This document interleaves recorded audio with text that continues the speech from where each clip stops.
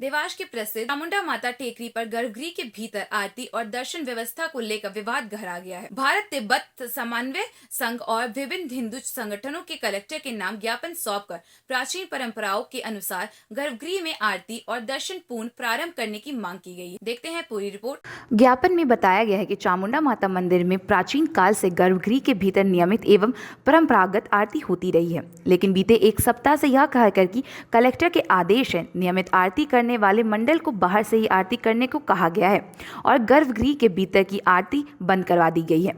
इस निर्णय से हिंदू समाज में नाराजगी देखी जा रही है। तो वहीं हिंदू संगठन का आरोप है कि कोरोना काल के दौरान अस्थायी रूप से गर्भगृह की आरती और दर्शन बंद कर दिए गए थे, लेकिन 5-6 वर्ष बीत जाने के बाद भी आम श्रद्धालुओं को गर्भगृह में दर्शन और की अनुमति नहीं दी गई है। पुजारियों पर शुल्क लेकर गर्भगृह में पूजा और दर्शन कराने का आरोप लगाया गया है। संगठन ने चेतावनी दी है कि अगर प्रशासन ने कार्रवाई नहीं की तो आंदोलन किया जाएगा।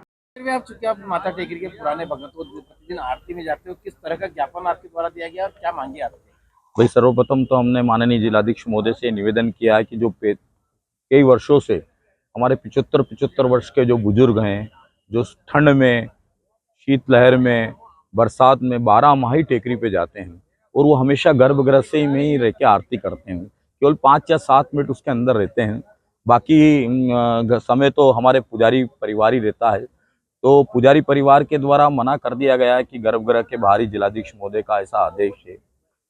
श्रद्धालु बड़े भाव से माँ के दरबार में आता प्रसाद चढ़ाने के लिए, उसका प्रसाद नहीं चढ़ पाता है, बड़ा दुख होता है। पूर्व में हालांकि वहाँ के अध्यक्ष महोदय ने लिख के लगाया है कि आप नारियल यहाँ फुलवा लीजिए, लेकिन वो जो नारियल की मशीनें हैं, जो नारियल की मशीनें लगाई गई हैं, वो नारियल की मशीनें भी तोड़ दी गई है, सारी मशीनें खंडर हो गई है, सारी मशीनें वहाँ से हटा दी गई है। आज 35 रुपये का नारियल मिलता, बड़े भाव से श्रद्धालु प्रसाद को लेके आते हैं। साथ ही पॉलीथीन का ऐसा दुरुपयोग हो रहा है टेकरी पे। आज हमारे देश के यशस्वी प्रधानमंत्री